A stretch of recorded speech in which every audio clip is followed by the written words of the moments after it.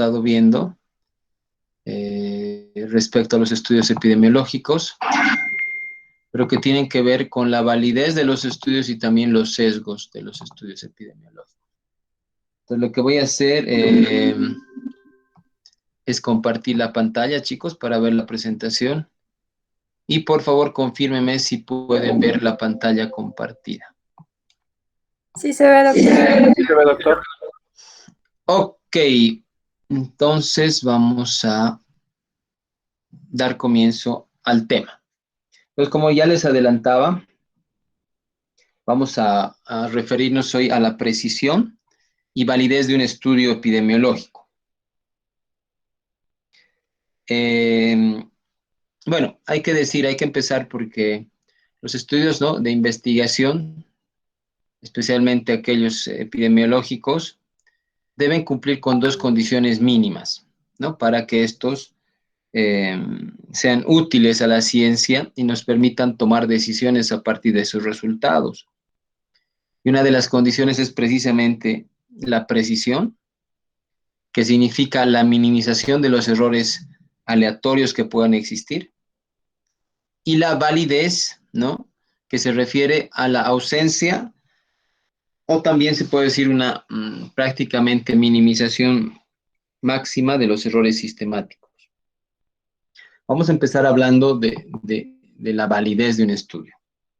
Y cuando hablamos de validez, hay que decir que la validez de un estudio puede ser de dos tipos, una interna y otra externa.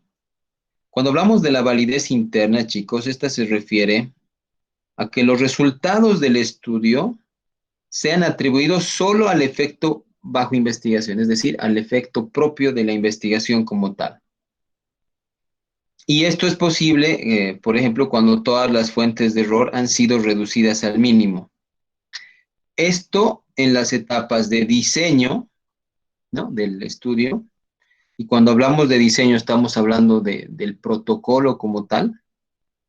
Porque ustedes sepan, y ya varios de ustedes tienen una experiencia con investigación, o hemos hecho algo, ¿no?, de investigación, y sabemos que los estudios deben diseñarse.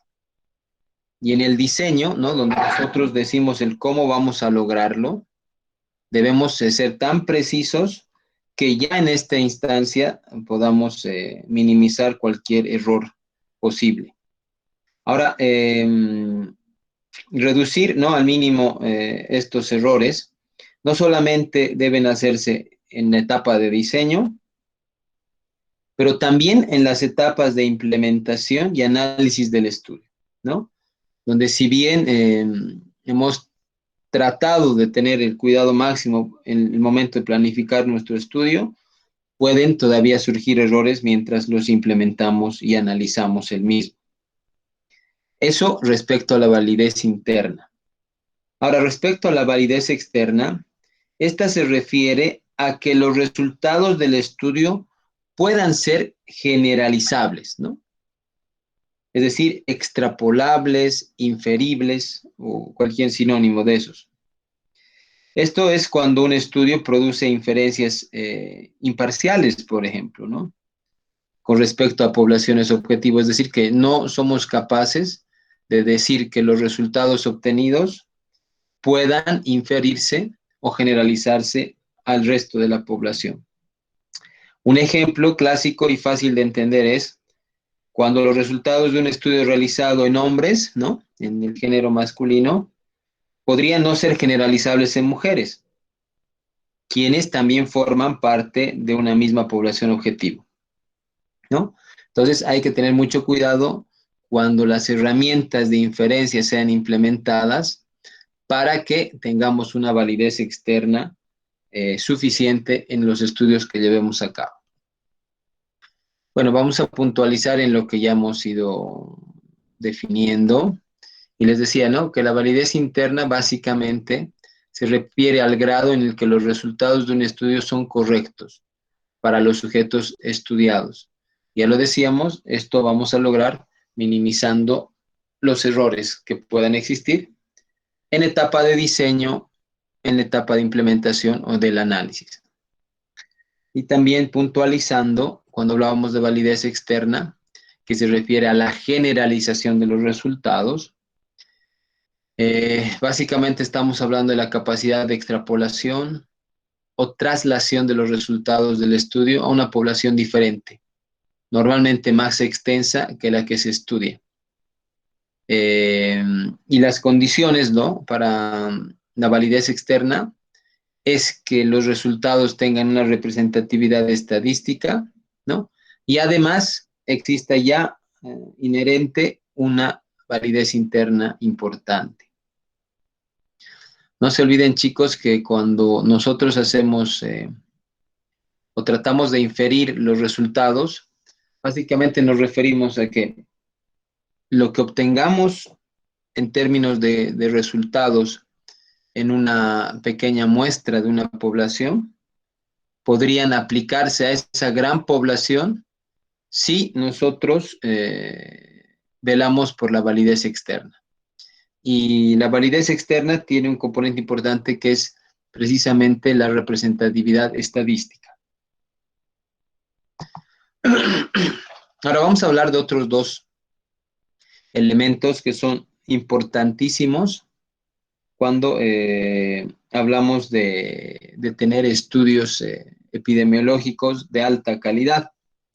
Y en este caso estamos hablando del error. Y el error puede ser de dos tipos, decíamos, ¿no? Puede ser sistemático o puede ser también aleatorio.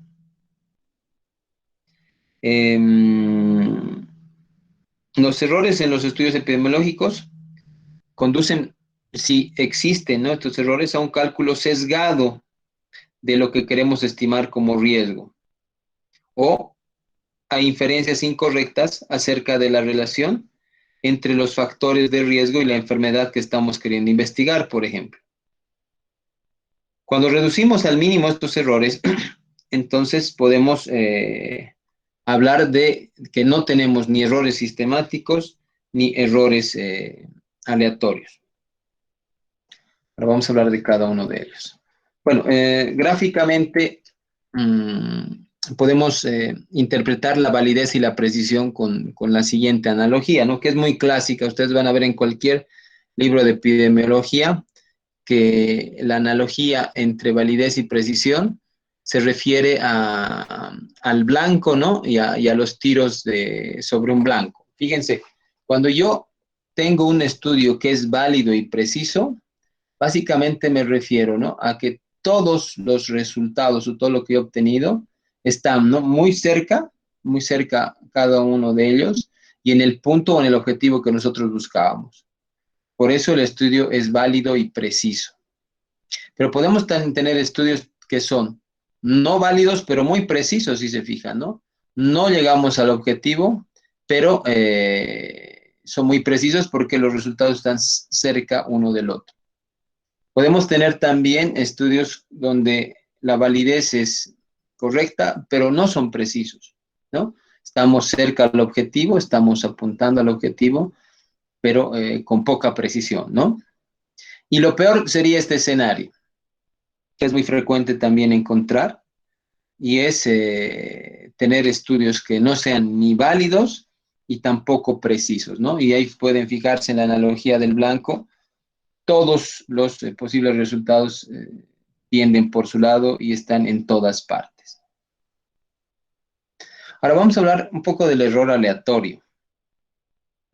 Su nombre ya lo dice todo, ¿no? Estamos hablando del azar. El error aleatorio es parte de la variación en una medición y que generalmente es debida al azar o se considera que solo se debe al azar.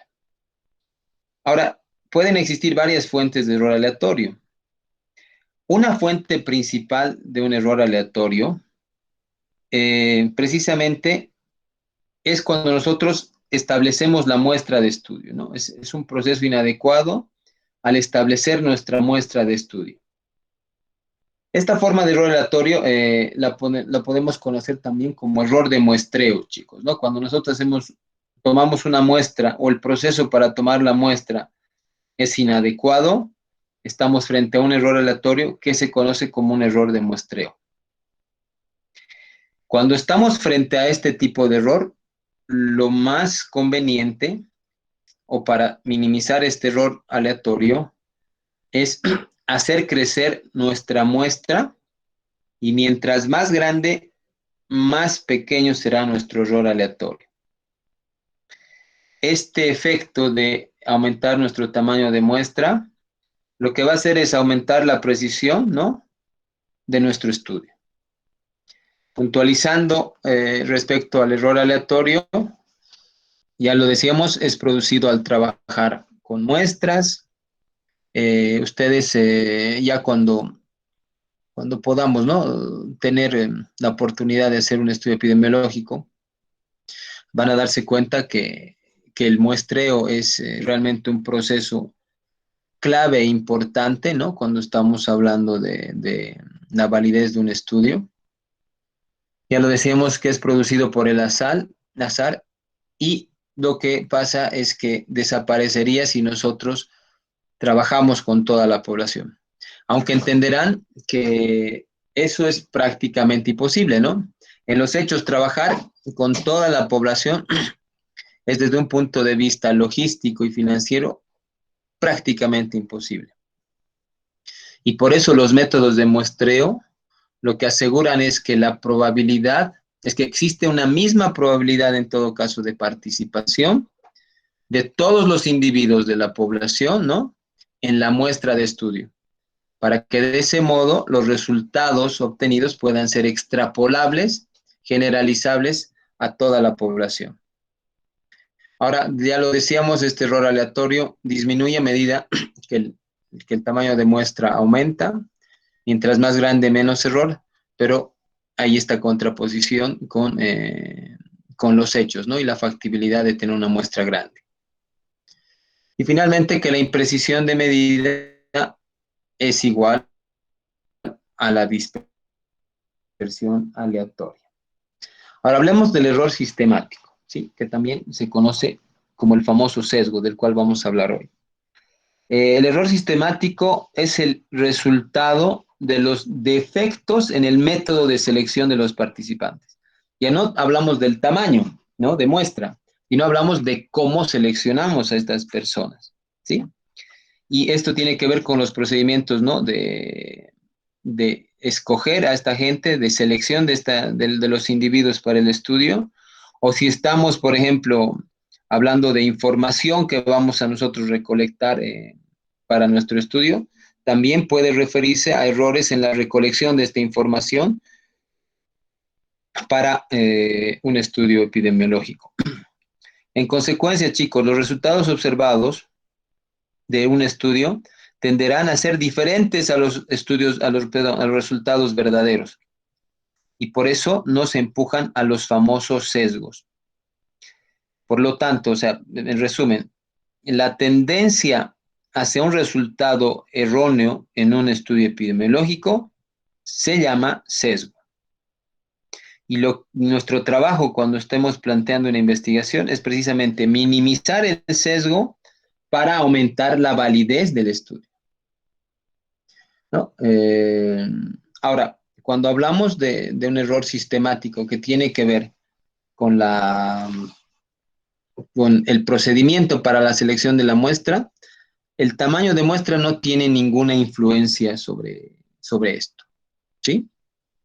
Y puntualizando una vez más, aquí pongo los puntos más importantes. Se puede producir este tipo de error sistemático durante el diseño, ¿no? Normalmente es durante el diseño más que durante la implementación. Porque cuando nosotros estamos diseñando y ya escribimos el protocolo de nuestro estudio, nosotros definimos cómo vamos a seleccionar a nuestra muestra.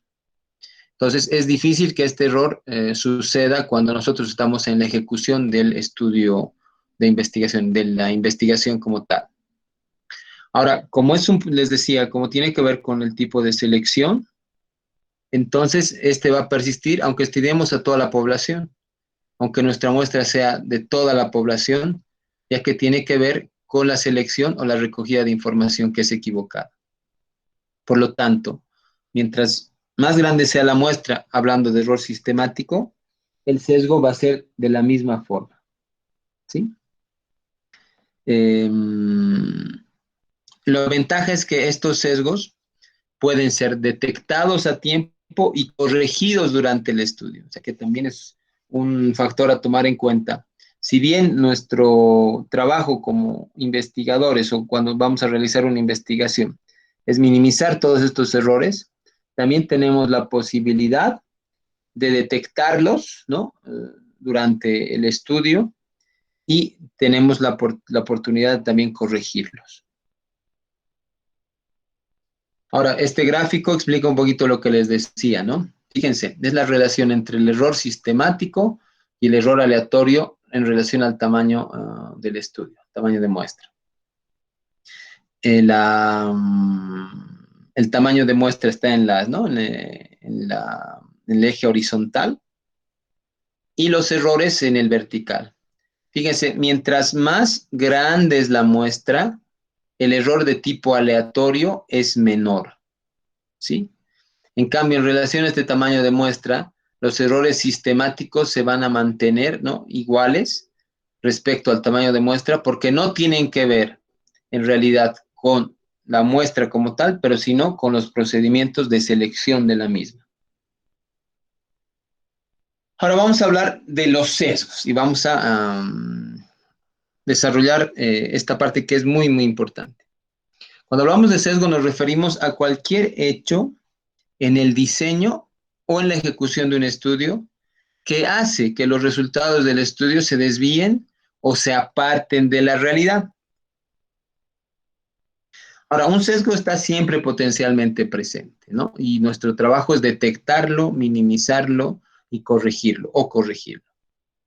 Y como dice aquí la diapositiva, lo más importante es preverlo el momento del diseño, anticiparlo para que no exista también cuando estamos diseñando el estudio e identificarlo cuando, por ejemplo, estamos ya en plena ejecución de un estudio científico. Ahora, vamos a hablar un poquito de los tipos de sesgo que existen. Ok. En realidad, podemos describir dos tipos de sesgo. Los sesgos de selección y los sesgos de información. El sesgo de selección, chicos, ocurre cuando hay diferencias entre los que participan en el estudio y aquellos que no participan en el estudio, ¿sí? Y se refiere básicamente a la distorsión del efecto medido debida a los procedimientos usados para la selección de los sujetos. Ahora, podemos, dentro de estos sesgos de selección, ¿no?, tener tres posibilidades. Uno en relación a la percepción o al conocimiento del tema de estudio, ¿no? Cuando ya tenemos una percepción o un conocimiento del tema de estudio en los participantes, esto puede influir en su deseo de participar de los individuos de la muestra. Por ejemplo, cuando vamos a hacer estudios relacionados al consumo de sustancias controladas, como alcohol, drogas, etcétera, puede existir esta percepción o el conocimiento del tema que induce a la participación. Por lo tanto, tendríamos ya un sesgo de selección. También puede encontrarse este sesgo de selección cuando estamos frente a un deficiente marco de muestreo, que, por ejemplo, excluye sistemáticamente a un grupo, ¿no?, que va a participar, que tienen características similares. ¿A qué me refiero? Si, por ejemplo, nosotros decidimos, y ahora está muy de moda, ¿no?, con la COVID, hacer una entrevista o un estudio vía telefónica o a distancia, ¿no?, es probable que si decidimos nosotros utilizar este tipo de selección, ¿no?, esta herramienta, podamos excluir de manera inconsciente a aquellos que, por ejemplo, no acceden a un teléfono, ¿no?, y podrían ser una población con menores recursos económicos, que no tienen el equipo, etcétera, y ya estamos cometiendo un sesgo. Un tercer posible escenario cuando hablamos de sesgo de selección es cuando nos referimos a los famosos voluntarios de los estudios, ¿no? Donde usualmente los voluntarios tienen una motivación especial para participar en un estudio, ¿no? Eh, y eso también genera un sesgo en la selección. Hay muchos, por ejemplo, que han cursado la enfermedad, que algún familiar le está cursando y por lo tanto se brindan para hacer el estudio y ya nos genera un sesgo, ¿sí?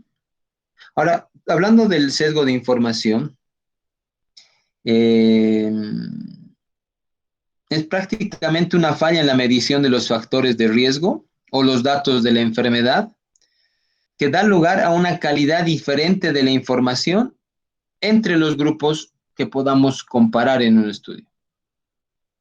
Por ejemplo, cuando hay una medida incorrecta en la variable de estudio, si yo, por ejemplo, estoy midiendo o quiero estudiar la tensión arterial, si mi herramienta que me va a generar la información no es correcta o, por ejemplo, no está calibrado, un esfingomanómetro que no esté calibrado, me va a dar información errónea, por ejemplo, ¿no? Otro ejemplo de un sesgo de información es inherente al entrevistador, que a veces subconscientemente o a veces conscientemente, por ejemplo, busca o recolecta datos selectivamente. Y esto se conoce, ¿no?, en la jerga de la investigación como sesgo de investigador. Y un tercer ejemplo, para que ustedes tengan una idea más objetiva cuando hablamos de un sesgo de información, es, por ejemplo, cuando los sujetos de un estudio tienen una memoria que es inexacta o ya ha pasado el evento hace mucho tiempo, eh, por lo tanto, no van a, si nosotros vamos a indagar información que ya ha ocurrido hace un tiempo, nosotros podemos tener un sesgo de memoria, porque la información que estos sujetos nos proporcionen puede ser muy errónea. Y yo, por ejemplo, he hecho un estudio recientemente respecto a la relación que existía entre los recursos económicos, ¿no?, y tener tuberculosis. Era un estudio de costos para ver costos directos, indirectos, si estos pacientes, por ejemplo, gastan muchísimo cuando se enferman y si sus gastos están relacionados más a la enfermedad como tal, ¿no?, que son los directos, o algunos indirectos, ¿no?, que tienen que ver con la pérdida de trabajo, con el desplazamiento hacia los servicios de salud para tratarse. Les hago el cuento corto. Entonces yo tenía que indagar de manera temporal, ¿no?, hacia atrás, muchos datos relacionados a sus ingresos económicos, y ciertamente yo estaba frente a un sesgo de memoria, ¿no?, un sesgo de información en la categoría de memoria, porque los participantes era muy probable que me den una información que no era cabal, que estaba distorsionada por el tiempo, etcétera. Y es algo que yo había detectado, ¿no?, desde el diseño y implementando las medidas que minimicen eh, en gran manera este tipo de sesgos de información. Bonito. Bueno, viendo, por ejemplo, un gráfico de sesgo de selección, es cuando nosotros de la población de referencia tenemos la tendencia a escoger solamente una parte y podemos tener resultados que sean muy equivocados, ¿no? Imagínense aquí, estos son los matices posibles cuando vamos a escoger una muestra de una población donde tenemos enfermos expuestos, sanos expuestos, enfermos no expuestos y sanos no expuestos. Pero de manera inconsciente o deliberada podemos tender simplemente a escoger a una parte de esta población, ¿no? Por lo tanto, la muestra del estudio no sería representativa el momento de lograr una inferencia, por ejemplo, ¿no?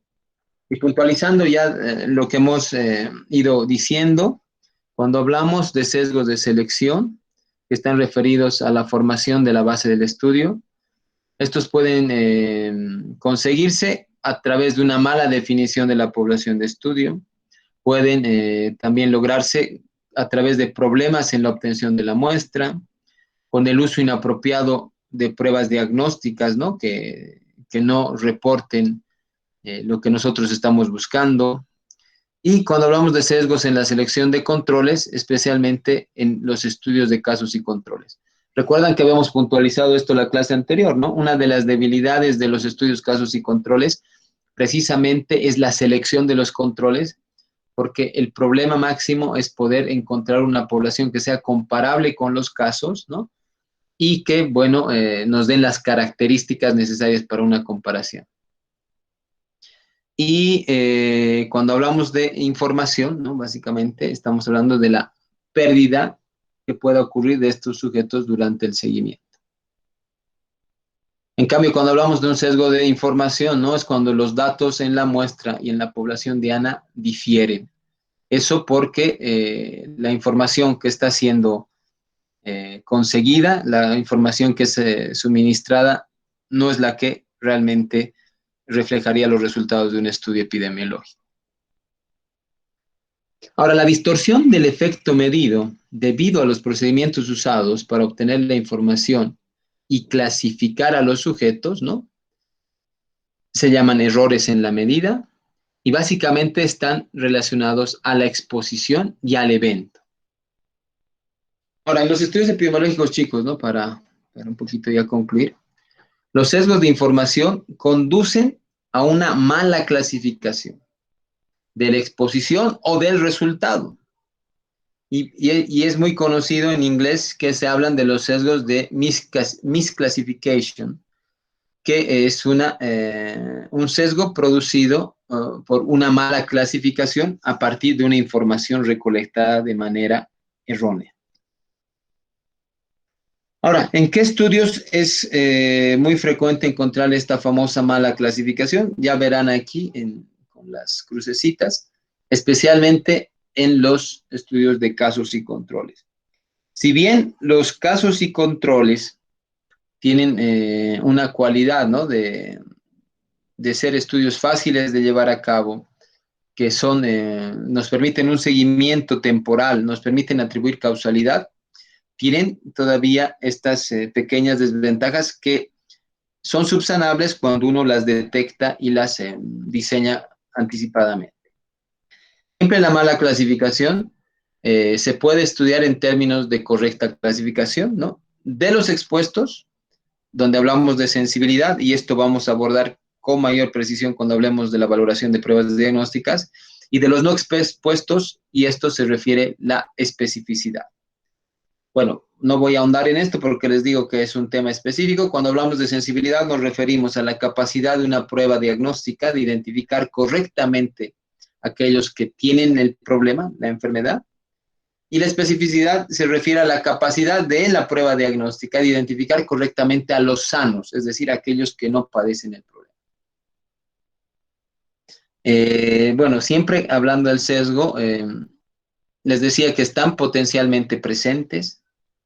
Es necesario preverlos, anticiparlos.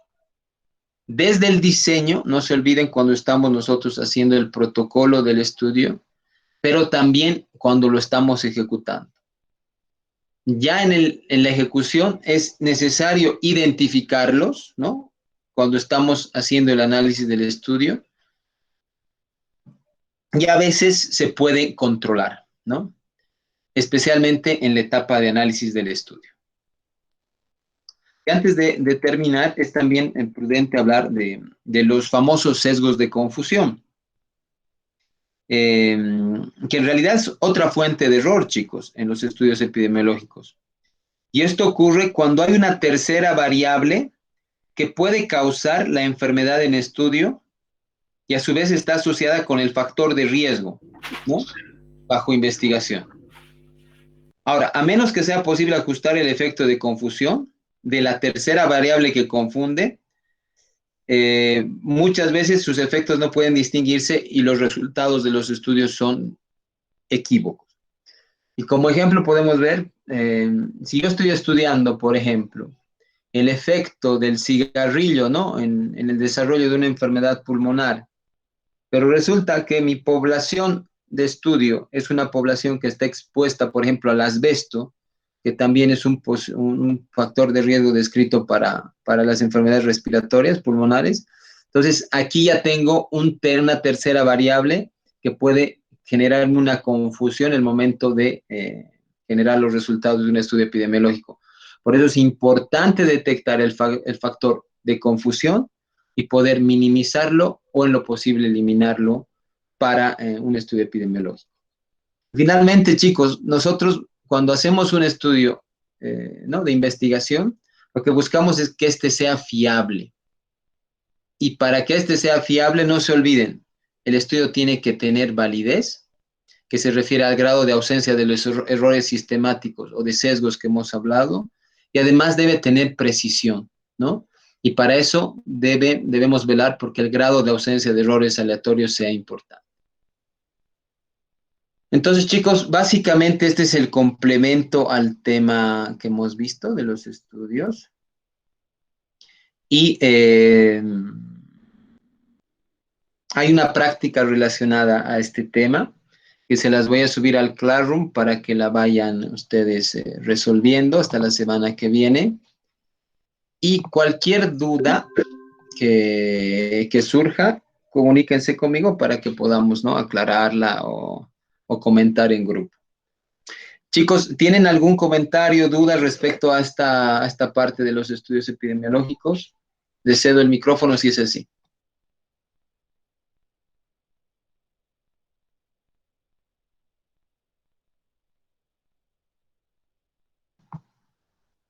Bueno, chicos, me agrada que, o está claro, en todo caso eso sí me agrada, y si no está claro, bueno, hay tiempo para clarificar cualquier concepto, ¿no? que estemos nosotros aprendiendo en esta materia que es epidemia.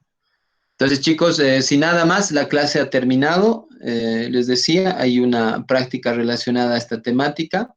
La subo y cualquier comentario disponible a contestar, ¿sí? Bueno, chicos, que tengan... Dime, Janet. ¿Será que lo puedes subir la grabación de hoy, por favor, a Classroom? Igual que la anterior vez. Claro que sí.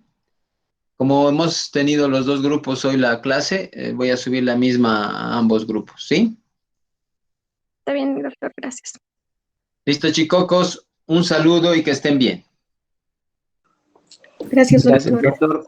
Hasta luego, Gracias, doctor. doctor. Hasta luego. Gracias. Hasta luego, Gracias, doctor. doctor.